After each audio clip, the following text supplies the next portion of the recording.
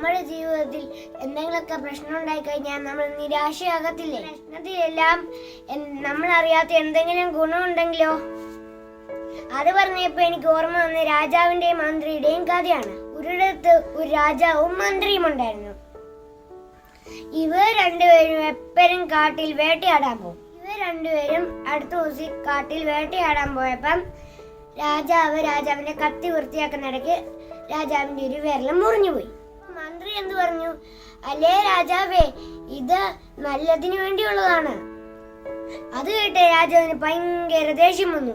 ആരാ ഇവിടെ? ഈ മന്ത്രിനെ പിടിച്ച് ജയിലിലടയ്ക്കൂ. അങ്ങനെ മന്ത്രിനെ രാജാവ് ജയിലിലടച്ചു. മന്ത്രിനെ ജയിലിലടച്ചപ്പോ മന്ത്രി രാജാവിനോട് എന്തു പറഞ്ഞു? ഇതും നല്ലതിനാ. അങ്ങനെ രാജാവ് തന്നെ വേട്ടയ്ക്ക് പോയി.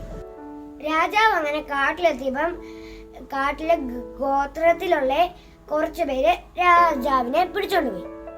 അങ്ങനെ രാജാവിന് ബലി കൊടുക്കാൻ വേണ്ടി കാട്ടിലെ മൂപ്പൻ വന്നു. അങ്ങനെ മൂപ്പൻ പരിശോധിച്ചപ്പോൾ രാജാവിന്റെ ഒരു വിരല് മുറിഞ്ഞെടുക്കുന്ന കണ്ടു.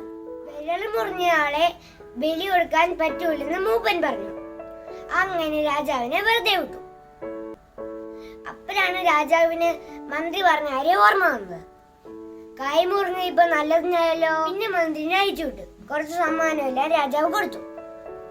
നിങ്ങളുടെ വിരൽ മുറിഞ്ഞതും എന്നെ ജയിലടച്ചതും നല്ലതിനായിരുന്നു. രാജാവ് പറഞ്ഞു, നിന്നെ ജയിലടച്ചത് എന്തായിരുന്നു നല്ലതായത്? എന്നെ ജയിലടച്ചില്ലായിരുന്നെങ്കിൽ ഞാൻ അങ്ങയുടെ കൂടെ വേട്ടയ്ക്ക് വന്നിട്ട് അവർ എന്നെ പിടിച്ചോണ്ട് പോയിട്ട് എന്നെ ബലി കൊടുക്കത്തില്ലായിരുന്നോ?